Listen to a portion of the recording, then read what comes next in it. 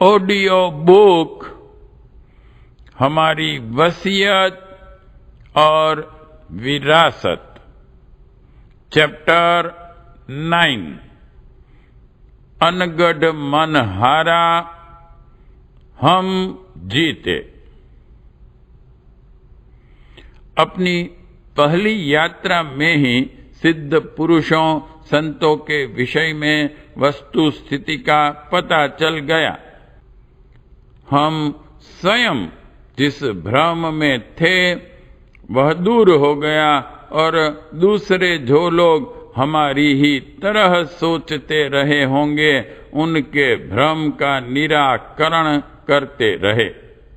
अपने साक्षात्कार प्रसंग को याद रखते हुए दोहराया कि अपनी पात्रता पहले ही अर्जित न कर ली हो तो उनसे भेंट हो जाना अशक्य है, क्योंकि वे सूक्ष्म शरीर में होते हैं और उचित अधिकारी के सामने ही प्रकट होते हैं।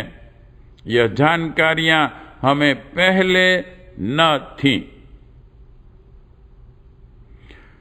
हमारी हिमालय यात्रा का विवरण पूर्व में सुनसान के सहचर पुस्तक में प्रकाशित किया गया है। यह विवरण तो लंबा है पर सारांश थोड़ा ही है। अभावों और आशंकाओं के बीच प्रतिकूलताओं को किस तरह मनोबल के सहारे पार किया जा सकता है, इसका आभास उनमें मिल सकेगा। मन साथ दें तो सर्वसाधारण को संकट दिखने वाले प्रसंग किस प्रकार हंसी मजाक जैसे बन जाते हैं, कुछ इसी प्रकार के विवरण उन छपे प्रसंगों में पाठकों को मिल सकते हैं। अध्यात्म मार्ग पर चलने वाले को मन इतना मजबूत तो बनाना ही पड़ता है। पुस्तक बड़ी है, विवरण भी सुविस्तृत हैं, पर उसमें बातें थोड़ी सी हैं। साहित्यिक विवेचना ज्यादा है। हिमालय और गंगा तट क्यों साधना के लिए अधिक उपयुक्त हैं, इसका कारण हमने उसमें दिया है। एकांत में सूनेपन का जो भय लगता है उसमें चिंतन की दुर्बलता ही कारण है। मन मजबूत हो तो साथियों की तलाश क्यों करनी पड़े। उनके न मिलने पर एकाकीपन का डर क्यों लगे। जंगली पशु अकेले रहते हैं, उनके लिए तो हिंस्र पशु पक्षी भी आक्रमण करने को बैठे रहते हैं। फिर मनुष्य से तो सभी डरते हैं, साथ ही उसमें इतनी सूझबूझ भी होती है कि आत्मरक्षा कर सकें। चिंतन भय की ओर मुड़े तो इस संसार में सब कुछ डरावना है। यदि साहस साथ दें तो हाथ पैर मुख और मन बुद्धि इतनों का निरंतर साथ रहने पर डरने का क्या कारण हो सकता है। वन्य पशुओं में कुछ ही हिंसक होते हैं, फिर मनुष्य निर्भय रहें, उनके प्रति अंतः से प्रेम भावना रखें तो खतरे का अवसर आने की कम ही संभावना रहती है। राजा हरिश्चंद्र स्मशान की जलती चिताओं के बीच रहने की मेहतर की नौकरी करते थे। केन्या के मसाई शेरों के बीच झोंपड़े बनाकर रहते हैं। वनवासी आदिवासी सर्पों और व्याघ्रों के बीच रहते हैं। फिर कोई कारण नहीं कि सूझबूझ वाला आदमी वहां न रह सके जहां खतरा समझा जा सकता है। आत्मा परमात्मा के घर से एकाकी आता है। खाना, सोना, चलना भी अकेले ही होता है। भगवान के घर भी अकेले ही जाना पड़ता है। फिर अन्य अवसरों पर भी आपको परिष्कृत और भावुक मन के सहारे उल्लास अनुभव करता रहे, तो इसमें क्या आश्चर्य की बात है। अध्यात्म के प्रतिफल रूप में मन में इतना परिवर्तन तो दृष्टिगोचर होना ही चाहिए। शरीर को जैसे अभ्यास में ढालने का प्रयास किया जाता है, वह वैसा ही ढल जाता है। उत्तरी ध्रुव के एस्किमो केवल मछलियों के सहारे जिंदगी गुजार देते हैं। दुर्गम हिमालय एवं आल्प्स पर्वत के ऊंचे क्षेत्रों में रहने वाले अभावों के बावजूद स्वस्थ लंबी जिंदगी जीते हैं। पशु भी घास के सहारे गुजारा कर लेते हैं। मनुष्य भी यदि उपयोगी पत्तियां चुनकर अपना आहार निर्धारित कर लें, तो अभ्यास न पड़ने पर ही थोड़ी गड़बड़ रहती है। बाद में गाड़ी ढर्रे पर चलने लगती है। ऐसे ऐसे अनेक अनुभव हमें उस प्रथम हिमालय यात्रा में हुए, और जो मन सर्वसाधारण को कहीं से कहीं खींचे खींचे फिरता है, वह काबू में आ गया और कुकल्पनाएं करने के स्थान पर आनंद एवं उल्लास भरी अनुभूतियां अनायास ही देने लगा। संक्षेप में यही है हमारी सुनसान के सहचर पुस्तक का सार संक्षेप। ऋतुओं की प्रतिकूलता से निपटने के लिए भगवान ने उपयुक्त माध्यम रखे हैं। जब इर्द गिर्द बर्फ पड़ती है, तब गुफाओं के भीतर समुचित गर्मी रहती है। गोमुख क्षेत्र की कुछ हरी झाड़ियां जलने लगती हैं। रात्रि को प्रकाश दिखाने के लिए ऐसी ही एक वनौषधि झिलमिल जगमगाती रहती है। तपोवन और नंदन वन में एक शकरकंद जैसा अत्यधिक मधुर स्वाद वाला देवकंद जमीन में पकता है। ऊपर तो यह घास जैसा दिखाई देता है, पर भीतर से उसे उखाड़ने पर आकार में इतना बड़ा निकलता है कि कच्चा भूनकर एक सप्ताह तक गुजारा चल सकता है। भोजपत्र के तने की मोटी गांठें होती हैं। उन्हें कूटकर चाय की तरह क्वाथ बना लिया जाए, तो बिना नमक के भी वह क्वाथ बड़ा स्वादिष्ट लगने लगता है। भोजपत्र का छिलका ऐसा होता है कि उसे बिछाने, ओढ़ने और पहनने के काम में आच्छादन रूप में लिया जा सकता है। यह बातें यहाँ इसलिए लिखनी पड़ रही हैं कि भगवान ने हर वस्तु की असह्यता से निपटने के लिए सारी व्यवस्था रखी है। परेशान तो मनुष्य अपने मन की दुर्बलता से अथवा अभ्यस्त वस्तुओं की निर्भरता से होता है। यदि मनुष्य आत्मनिर्भर रहे, तो 3/4 समस्याएं हल हो जाती हैं। 1/4 के लिए अन्य विकल्प ढूंढे जा सकते हैं और उनके सहारे समय काटने के अभ्यास किए जा सकते हैं। मनुष्य हर स्थिति में अपने को फिट कर सकता है।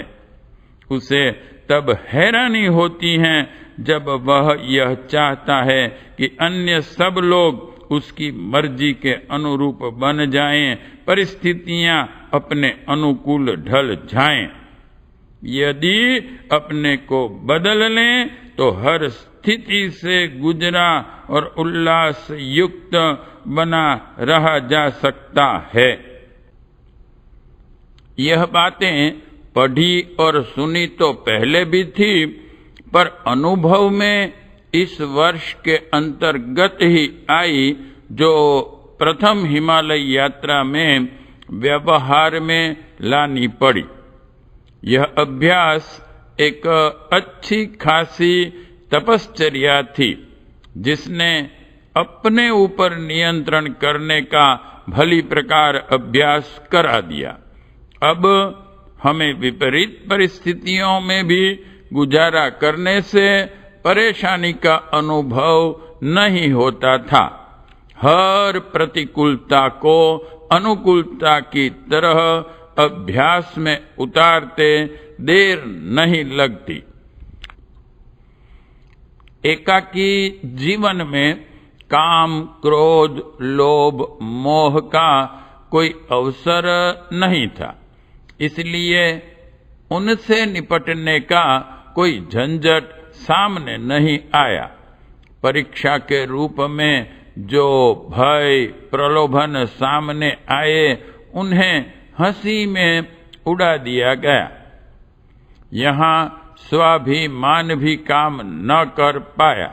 सोचा, हम आत्मा हैं, प्रकाश पुंज और समर्थ गिराने वाले भय और प्रलोभन हमें न तो गिरा सकते हैं, न उल्टा घसीट सकते हैं।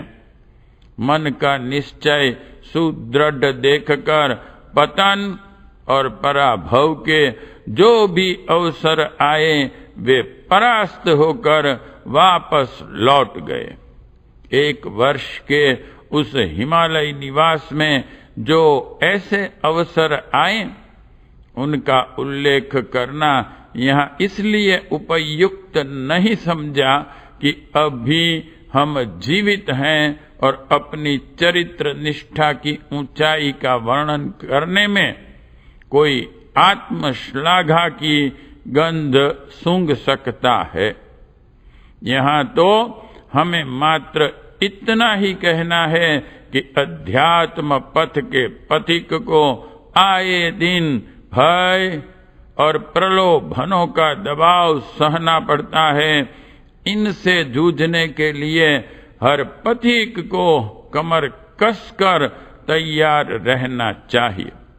जो इतनी तैयारी न करेगा, उसे उसी तरह पछताना पड़ेगा जिस प्रकार सर्कस के संचालक और रिंग मास्टर का पद बिना तैयारी किए कोई ऐसे संभाल लें और पीछे हाथ पैर तोड़ लेने अथवा जान जोखिम में डालने का उपहास कराएं। उपासना, साधना और आराधना में साधना ही प्रमुख है। उपासना का कर्मकांड कोई नौकरी की तरह भी कर सकता है।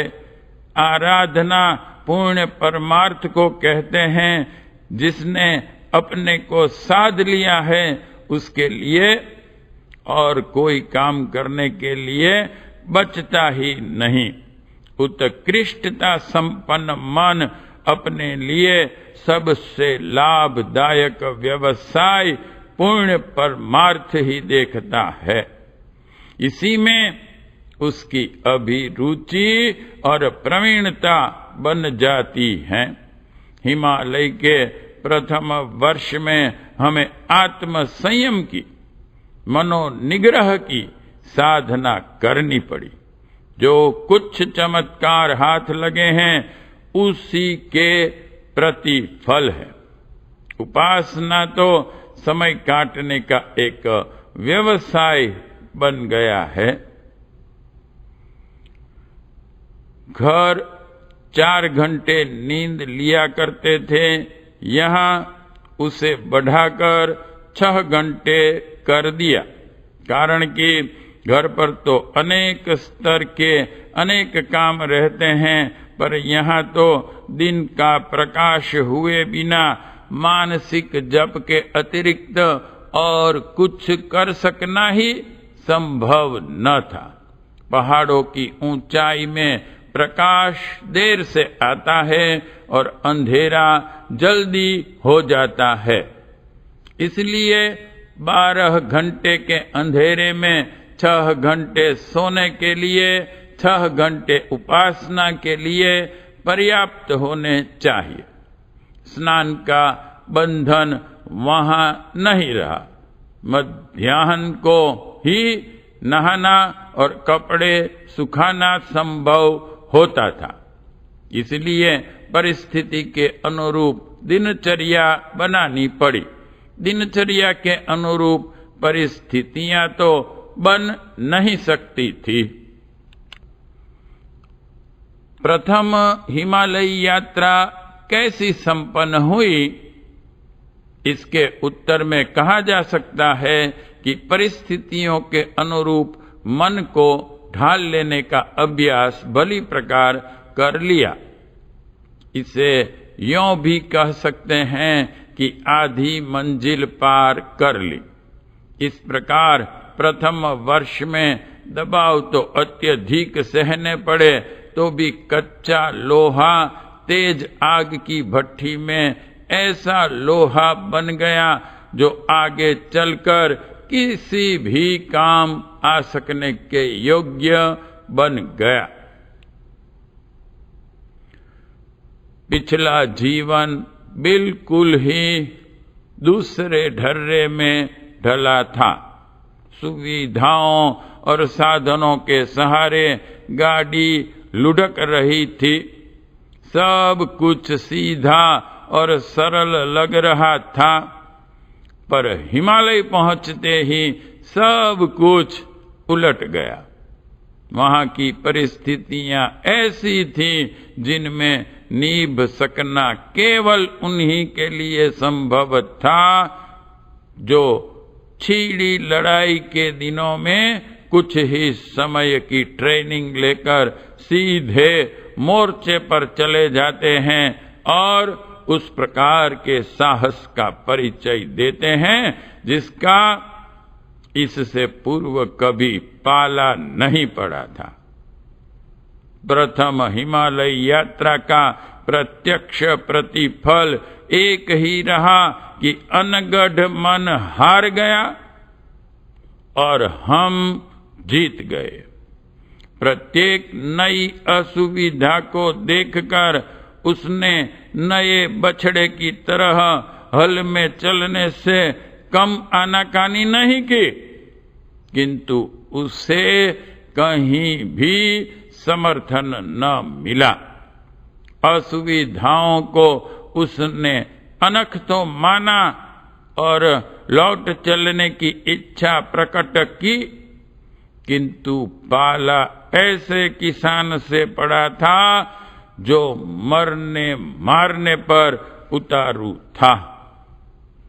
आखिर मन को जख मारनी पड़ी और हल में चलने का अपना भाग्य अंगीकार करना पड़ा। यदि जी कच्चा पड़ा होता तो स्थिति वह नहीं बन पड़ती जो अब बन गई है। पूरे 1 वर्ष नई नई प्रतिकूलताएं अनुभव होती रही।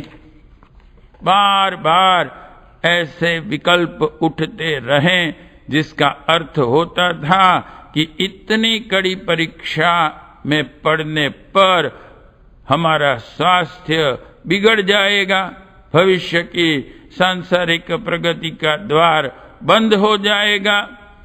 इसलिए समुचित स्थिति पर पुनर्विचार करना चाहिए। एक बार तो मन में ऐसा ही तमोगुणी विचार भी आया जिसे छिपाना उचित नहीं होगा। वह यह कि जैसा बीसियों ढोंगियों ने हिमालय का नाम लेकर अपनी धर्म ध्वजा फहरा दी है, वैसा ही कुछ करके सिद्ध पुरुष बन जाना चाहिए और उस घोषणा के आधार पर जन्म भर गुलछर्रे उड़ाने चाहिए। ऐसे 20 आदमियों की चरित्र गाथा और ऐशो आराम भरी विडंबना का हमें आद्योपांत परिचय है। यह विचार उठा, वैसे ही उसे जूते के नीचे दबा दिया। समझ में आ गया कि मन की परीक्षा ली जा रही है। सोचा कि जब अपनी सामान्य प्रतिभा के बलबूते ऐशो आराम के आडंबर खड़े किए जा सकते हैं, तो हिमालय को, सिद्ध पुरुषों को, सिद्धियों को, भगवान को, तपश्चर्या को बदनाम करके आडंबर रचने से क्या फायदा। उस प्रथम वर्ष में मार्गदर्शक ऋषि सत्ता के साक्षात्कार ने हमें आमूलचूल बदल दिया। अनगढ़ मन के साथ नए परिष्कृत मन का मल्ल युद्ध होता रहा और यह कहा जा सकता है कि परिणाम स्वरूप हम पूरी विजय श्री लेकर वापस लौटे। चैप्टर 9 समाप्त।